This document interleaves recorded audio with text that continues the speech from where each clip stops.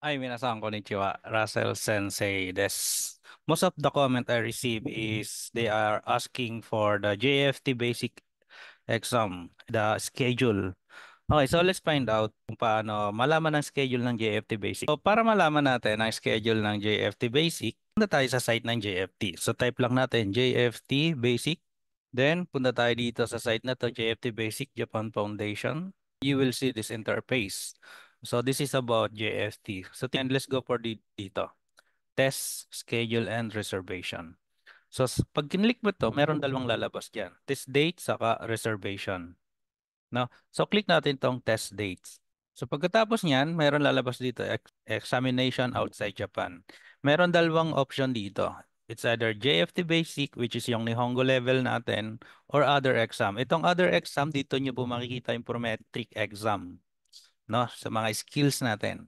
So since JFT Basic yung ating alamin, so i-click natin to. Ayan. So dito mo na makikita yung mga schedule outside Japan.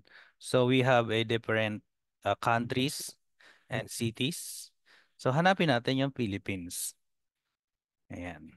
Oh, so we have here three sites in the Philippines. Cebu, Davao, and we also have sa Manila. And sa upper part po, makikita natin yung test schedule from September. So dito po may makikita kayong mga dot. Ibig sabihin po niyan yung mga kulay blue, those are the available dates for the JFT examination. Tingnan natin sa Manila. So September 1 hanggang September 4 meron. Wala pong 5 and 6. So meron ditong 7 and 8 hanggang 9 sa 10. Wala. So forward natin. Mula September 10 hanggang September 13, wala.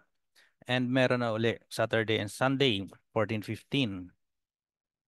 Abante ulit tayo. Wala ng 16, 17 wala. So meron dito September 19, 18 and hanggang 21. Okay, so move forward pa tayo. So mula September 22 hanggang 27 wala. Meron naman 28 and 29. So makikita po natin dito sa site na to, kung gusto ninyo malaman kung anong schedule, nandito po yung kasagutan. So makikita ninyo dyan hanggang November na, I think. Ayan po. Kaya sa mga nagtatanong kung kailan ang schedule, monthly pa, yes po, monthly, but it depends on the schedule available na inorganize po ni Japan Foundation. Okay ha? So, yun lang po. So, hopefully nakatulong itong video na to. Once again, Russell Sensei des. Skare sama deshita. Bye-bye.